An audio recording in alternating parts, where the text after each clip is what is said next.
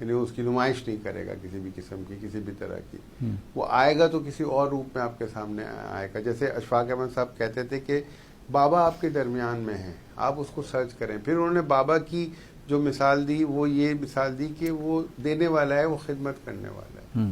وہ آئے گا، خاموشی سے آئے گا، آپ کا کوئی پرابلم چل رہا ہوگا، وہ آپ کو اس پرابلم سے نکالے گا اور اپنے راستے نکل لے گا. اس کے اندر آپ جو چاہ رہے ہیں کہ کتابوں کی طرح کا بابا، کوئی فلموں کی طرح بابا چوغا پہنا ہوا ہو، گلے میں مالائیں ڈالی ہوئی ہوں، اورنج کلر کا چوغا ہو، ہرے رنگ کا چوغا ہو، اور وہ مطلب مالا جپتا ہوا کھڑا ہوا ہو اور آپ کو مل جائے کسی کونے میں نکڑ میں اور آپ جائیں اور وہ آپ کو تعویذ کھلائے پلائے.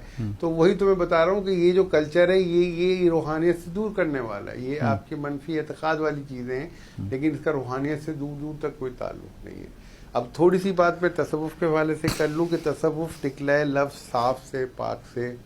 تو وہ چیز جب روحانیت میں ہم نیکسٹ سٹیپ کے اندر جاتے ہیں، روحانی پاورز ہو جائیں. اب ہم اسلام کے حوالے سے بات کر رہے ہیں کہ اپنے نفس کو، جو آپ نفس کی بات کر رہے تھے، کہ اس کے اندر ہم پاکی صفائی پوری طرح سے پیدا کر لیں، تو پھر ہم کہہ سکتے ہیں کہ دنیا کی محتاجی سے اپنے آپ کو دور کر لیں.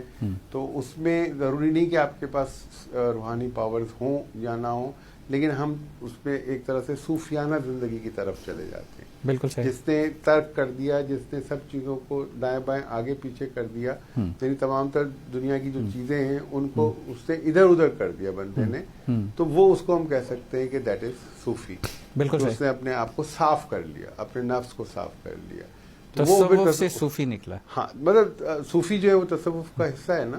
تو وہ چیز کہ وہ شخص جو ہے دنیاوی ملاوٹوں سے، گلاوٹوں سے اس نے اپنے آپ کو پاک صاف کر لیا. بالکل صحیح. تو وہ اس کے لیے ضروری نہیں کہ اس کے پاس روحانی پاور ہو. ہمیں روحانی پاور ایک سوٹڈ بوٹڈ انسان میں بھی ملیں گے، جو بہت بڑا بزنس مین ہو سکتا ہے، جو مستقل 24 گھنٹے پیسے کمانے میں لگا ہوا ہے، اور ہو سکتا ہے کہ اس کی روحانی پاور اس ایک جو بظاہر صوفی نظر آ رہا ہے اس سے ایک زیادہ ہو.